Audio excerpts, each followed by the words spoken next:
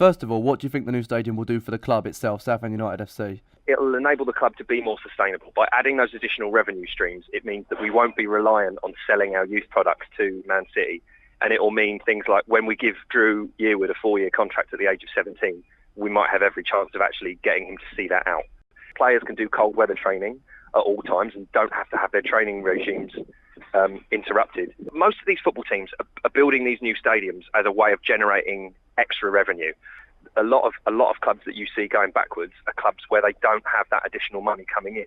Because you can book function rooms out and corporate events and whatever, and it becomes a hub for that. I do think it will be good for the club, and I do think it will be good for the town if it's a well-planned stadium, which I hope it is, and if it's implemented properly. It's going to be really good for the community as well. They might finally get those David Beckham soccer domes built, which means that the public won't just have Prittlewell Chase to go to if they want to play five-a-side football. It will mean that one of those are the community and one of those is for the club. I think having a hotel and conference facilities and stuff like that is something that the town needs a bit more of, to be perfectly honest. Needs more affordable housing, so they're going to put flats in there. The whole country needs more affordable housing, so they're going to put flats in there, so I'm hugely in favour of that. I don't really know why it's taken so long. To be perfectly honest with you, I can't answer that because Ron keeps everything. He really does keep everything under wraps.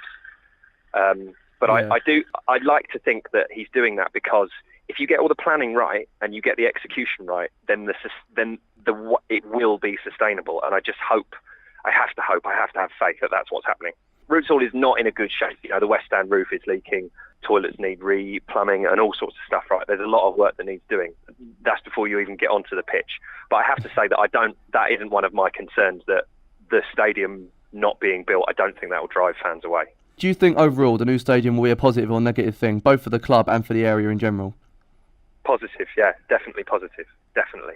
The benefits that this will bring, the sustainability. If you have continued investment in a football club and it can go up a division, then suddenly you're not welcoming 86 people from Accrington, even though they're going to get promoted this year. You're suddenly welcoming 4,500 Leeds fans, or you're suddenly welcoming Sunderland to get relegated. And even though that's a long journey, they'll bring 2,500 people. And what that does is that prompts home fans to come out as well, because they see big teams coming down and they want to see Southend play Sunderland and they want to see Southend play Leeds and they want to bring their kids because Leeds were a really big club. So it all snowballs, and all of that, as I say, sustainability is a really, really important thing in driving this, and I think I hope that's why it's taken so long. I do think it would be comprehensively beneficial for everyone in the town and everyone in the club, especially supporters. The only thing is this because it's been going on so long, people are now sceptical that it's just ever going to get done. That's the only real negative that's dragging people down. I just want to see it get built.